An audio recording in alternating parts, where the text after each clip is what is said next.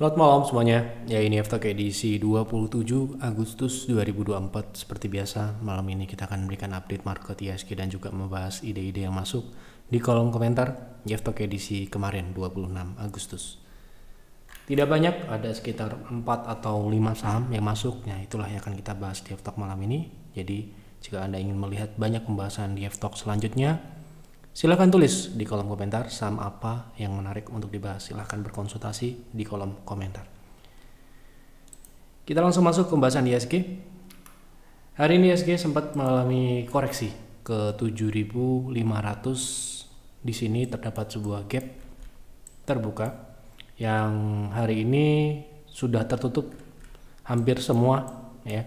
Dan penurunan hari ini di sesi penutupan ditarik naik ya. Artinya memang di hari ini sudah mulai muncul tekanan jual ya, dan terjadilah sedikit koreksi gitu ya. Menurut saya belum ada yang perlu kita update untuk IHSG. Jadi seperti kemarin ya, mumpung IHSG masih di atas ya, segera kondisikan portofolio Anda ya. Jadi seperti itu. Kita langsung masuk ke pembahasan saham yang pertama. Tolong bahas main target naik jangka menengah. Oke.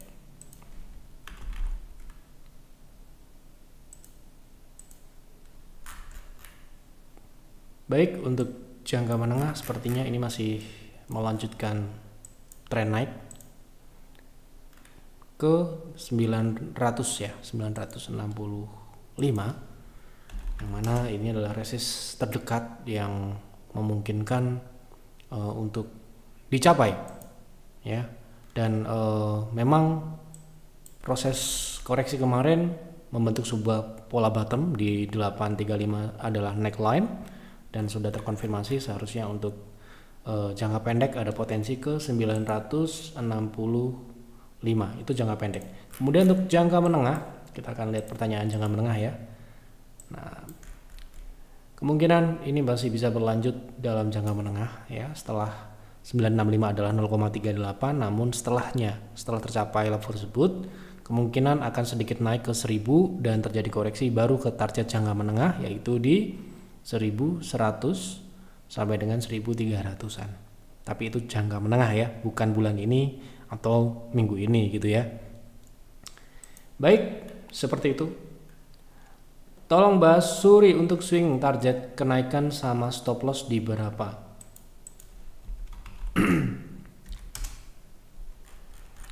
Kalau tidak salah kemarin kita sudah bahas saham ini ya. Jadi untuk swing trade ya, target kenaikannya terdekat sudah tercapai kemarin di 131, lanjutan di 148 itu adalah targetnya. Kemudian untuk stop loss di 104 ya, masih sama dengan pembahasan terakhir. Assalamualaikum Pak Yef. Waalaikumsalam. Semoga sehat dan berkah ilmunya. Terima kasih Pak. Mohon analisa PRDA jika saya mau masuk, berapa support dan sekalian resist terdekat. Mau tanya support resist saja ya. Oke. Untuk saat ini relatif berada di support EMA 60 ya. Supportnya ada di rentang 3190 sampai dengan 3110, itu adalah area support. Kemudian untuk resist area di 3500 sampai dengan 3680 ya. Itu adalah target untuk resist terdekat. Begitu. Lanjut ya. Mohon direview untuk OMED untuk trading, apakah bisa mendapatkan target sell price yang oke dengan kondisi teknikal sekarang. Terima kasih sebelumnya. Oke, itu maksudnya mungkin menarik gitu ya di upside-nya atau potensi reward-nya gitu ya. Untuk swing trade, saya rasa untuk saham ini swingnya sudah berjalan dan rejection dari 190 adalah EMA 60. Jadi kalau mau kenaikan yang lebih dari 190 tentunya harus menunggu breakout. Jadi di harga sekarang ini perlu wait and see dulu apakah dia berhasil breakout 190 atau tidak. Kalau tidak, berarti ya Anda bisa tunggu turun di 170-an lagi atau di 160-an. Nah, jadi kalau pertanyaannya apakah menarik, tidak menarik untuk saat ini. Itu menurut saya. Lanjut. Salam sukses dan sehat selalu untuk Pak Yep. Minta tolong analisa BREN apakah masih bisa naik jangka pendek. Sepertinya grup baru itu mulai naik lagi ya. Nah, jadi WFC kemarin cuma mentok di 7.800, itu melewati 8.400 0,3 dan 0,5 ya, berarti itu adalah pola bisa dikatakan pola koreksi dan sudah breakout dan terkonfirmasi. Jadi pola koreksi ini sudah dipatahkan ya. Jadi seperti ini. Nah, ya.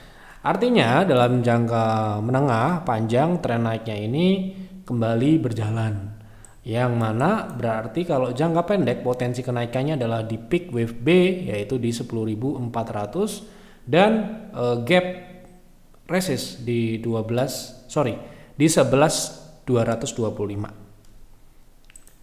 Baik, sudah saya bahas semua yang ada di kolom komentar ya. Cukup singkat Jeff Talk malam ini karena ya pertanyaannya hanya sedikit. Jadi ya itulah yang saya akan bahas.